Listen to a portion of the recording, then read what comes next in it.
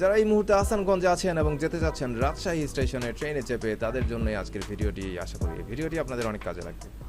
Ahsanganj to Rajshahi যাওয়ার পথে যে ইন্টারসিটি ট্রেনগুলো চলাচল করে, সেই ট্রেনগুলোর শিডিউল এবং টিকিট প্রাইস নিয়ে আজকে কথা বলবো। বরেন্দ্র এক্সপ্রেসের নাম দেখতে পাচ্ছি প্রথমেই, যার ট্রেন কোড নাম্বার হচ্ছে 732। এই ট্রেনটি রবিবার দিন বন্ধ থাকে, বাকি 6 দিন চলাচল করে। এর ডিপার্চার টাইম সকাল 10টা বেজে 7 মিনিট এবং এটি অ্যারাইভ করে রাজশাহী স্টেশনে 12টা বেজে 20 মিনিট। দুপুর 12টা 20 মিনিটের মধ্যে এটি আহসানগঞ্জ থেকে রাজশাহী গিয়ে পৌঁছে যায়। তিতুমির এক্সপ্রেসের নাম দেখতে পাচ্ছি, এটির ট্রেন কোড নাম্বার হচ্ছে 734।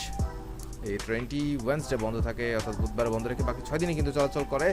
এই ট্রেনটির ডিপার্চার টাইম হচ্ছে 18টা 38 মিনিট, অর্থাৎ সন্ধ্যা 6টা বেজে 38 মিনিটে এটি আহসানগঞ্জ স্টেশন ছেড়ে আসে এবং 21টা, তার মানে হচ্ছে রাত 9টা বাজেই এটি রাজশাহী স্টেশনে এসে পৌঁছে যায়। And the final one Banglabandha express. Banglabandha এক্সপ্রেসের ট্রেন কোড নাম্বার হচ্ছে 803।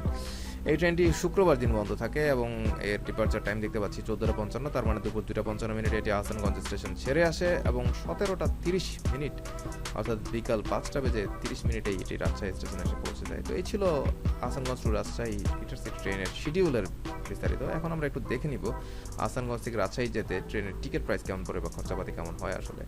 সিট ক্যাটাগরি অনুযায়ী 4টা নাম দেখতে পাচ্ছি। একটা হচ্ছে শোভন। শোভনের খরচ পড়বে 85 টাকা। শোভন চেয়ারের খরচ পড়বে 100 টাকা।